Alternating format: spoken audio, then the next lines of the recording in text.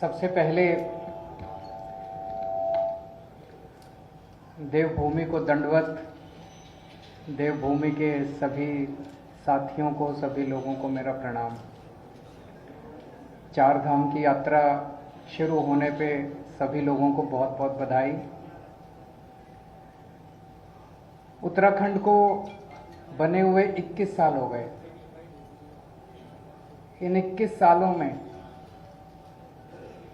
इन पार्टियों ने, इन नेताओं ने उत्तराखंड की दुर्दशा करने में कोई कसर नहीं छोड़ी। नदियां लूट ली, पहाड़ लूट लिए, जंगल लूट लिए, जो मिला वही लूट लिया इन लोगों ने। आज पिछले कुछ दिनों से, पिछले कुछ महीनों से कोटियाल साहब के साथ बैठ के, उत्तराखंड के लोगों के साथ बैठ के, देवभूमि के लोगों के साथ बैठ के इन 21 सालों की दुर्दशा को 21 महीनों में ठीक करने का हम लोग प्लान बना रहे हैं। और वही प्लान एक एक करके आप लोगों के सामने लेके आ रहे हैं। कैसे स्कूल बनाए जाएंगे, कैसे अस्पताल खोले जाएंगे, कैसे 24 घंटे बिजली मुहैया कराई जाएगी, कैसे सड़कें ठीक की जाएंगी, कैसे खेती ठीक की जाएगी, कैसे रोजगार मुहैया कराए जाएंगे।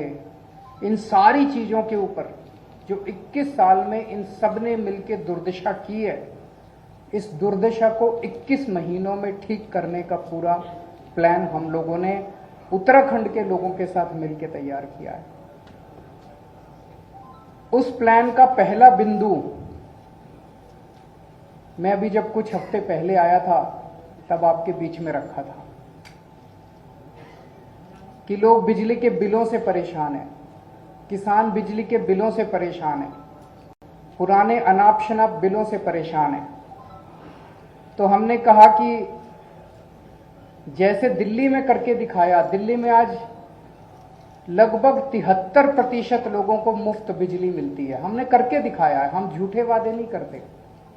ऐसे ही उत्तराखंड में आम आदमी पार्टी की सरकार बनेगी तो 300 यूनिट बिजली मुफ्त देंगे, पुराने बिजली के बिल माफ करेंगे, किसानों को मुफ्त बिजली देंगे और 24 घंटे, ऐसा नहीं कि भाई इर्रेस्पॉन्सिबल स्टेटमेंट है, कोई कहेगा मुफ्त बिजली देंगे तो बिजली नहीं आएगी।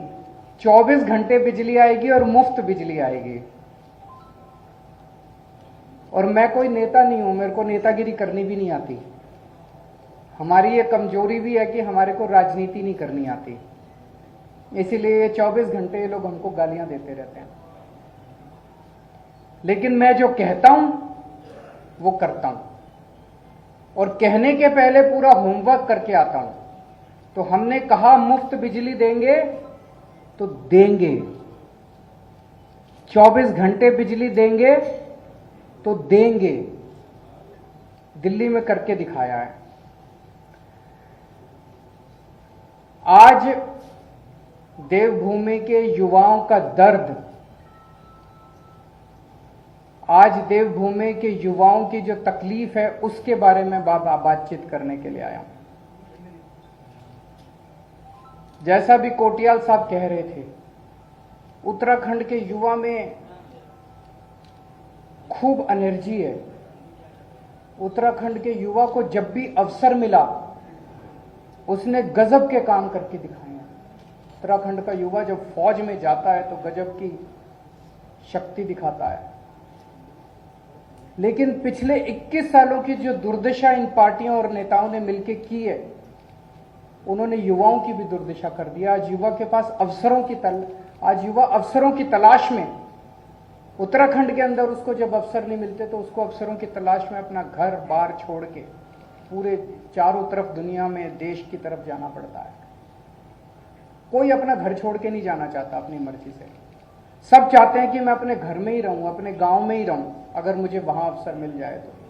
लेकिन आज सबसे बड़ी समस्या उत्तराखंड की उसका पलायन बन गई है। एक तरह से उत्तराखंड पलायन प्रदेश बन गया है और युवा बहुत ज्यादा दुखी है। हर युवा को रोजगार चाहिए। युवा भीख नहीं मांग रहा, उसका अधिकार है। हर युवा को रोजगार चाहिए और ये हो सकता है। आप पूछेंगे ये हो सकता है कि ये हो सकता है। इस पे हमने खूब चर्चा की, घंटों चर्चा की, इस पे खूब प्लानिंग करी हम लोगों ने। एक ही शर्त है, अच्छी नीयत वाली सरकार चाहिए। तो उत्तराखंड के युवाओं को रोजगार देने के लिए,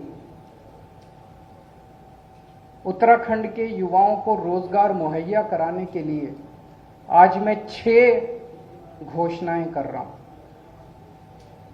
आम आदमी पार्टी की सरकार बनेगी तो उत्तराखंड के हर बेरोजगार युवा के लिए रोजगार मुहैया कराया जाएगा। यह पहली घोषणा है।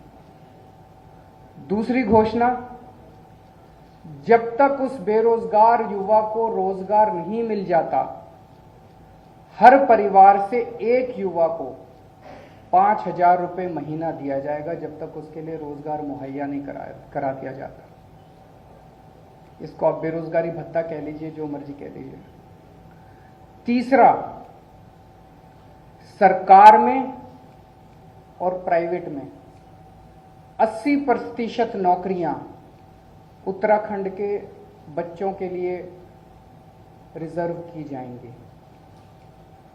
चौथा, सरकार बनने के 6 महीने के अंदर 1 लाख सरकारी नौकरियां तैयार की जाएंगी। आप पूछेंगे कैसे होंगी? लगभग 50 से 60 हजार तो वैकेंसी हैं सरकार में अभी। और उसके बाद जैसे मैंने बताया, और आने वाले दिनों में मैं और कई बार आऊंगा, हम इतने स्कूल, अस्पताल, सड़कें, मोहल्ला क्लिनिक, हमने इतने सारे प्लान बना रखे हैं जो एक एक करके आपके साथ शेयर करेंगे। इन सबको मिला के इतनी नौकरियां पैदा होंगी, नई नौकरियां क्रिएट की जाएंगी सरकार के अंदर। तो लगभग 6 महीने के अंदर 1 लाख नौकरियां तैयार की जाएंगी सरकार में। दिल्ली में अभी हमने एक एक्सपेरिमेंट किया था जो बेहद सक्सेसफुल रहा। हमने एक जॉब पोर्टल बनाया। हमने कहा भाई जो नौकरी देने वाले हैं वो इस पे अपनी सारी नौकरियां कर दो, और जो नौकरी लेने वाले हैं वो भी कर दो। कोरोना के वक्त में बहुत सारे लोग बेरोजगार हो गए थे। आपको जान के ताज्जुब होगा, 10 लाख नौकरियां इस जॉब पोर्टल पे आई थी। 10 लाख नौकरियां इस जॉब पोर्टल पे एडवर्टाइज हुई थी। ऐसा ही जॉब पोर्टल उत्तराखंड के बच्चों के लिए तैयार किया जाएगा, जहां पे नौकरी देने वाले और नौकरी लेने वाले आपस में मिल सकें। और मैं समझता हूं इसके अंदर बहुत बड़ी ताकत है। और छठा, एक अलग से मंत्रालय बनाया जाएगा, रोजगार और पलायन मामलों का मंत्रालय। उस मंत्रालय का काम होगा कि रोजगार के नए नए अवसर तैयार करना एक तरफ, और दूसरा युवाओं को पलायन करने से रोकने के लिए सभी उचित कदम उठाना।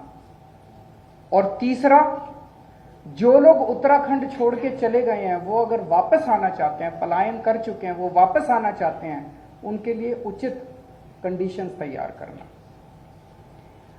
हमने बैठ के इसका काफी, जैसा मैंने कहा कि 1 लाख तो ये 6 चीजें मोटी मोटी हैं। 1 लाख तो सरकारी नौकरियां तैयार की जाएंगी। प्राइवेट सेक्टर में बहुत नौकरियों का स्कोप है।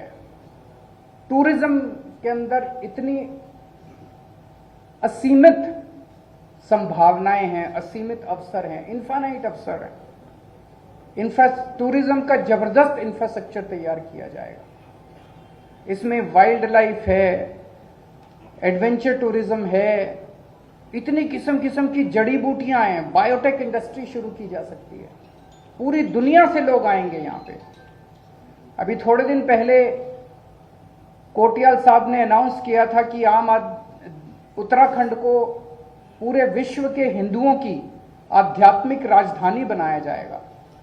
इसी एक ऐलान के अंदर इतने सारे जॉब्स की अपॉर्चुनिटीज निहित हैं, असीमित अपॉर्चुनिटीज हैं।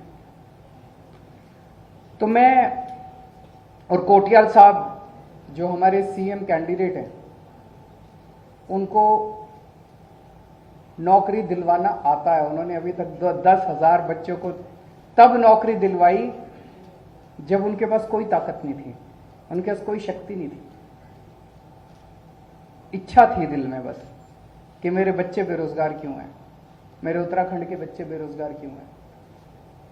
तो उनके नीयत भी है, इच्छा भी है। नमस्कार, मैं हूं मानक गुप्ता। अगर आपको हमारा ये वीडियो पसंद आया हो तो इसे लाइक और शेयर जरूर करें, और हां, हमें सब्सक्राइब और फॉलो करना ना भूलें ताकि आप देश और दुनिया की कोई खबर मिस ना करें। तो जुड़े रहिए हमारे साथ और देखते रहिए न्यूज़ 24।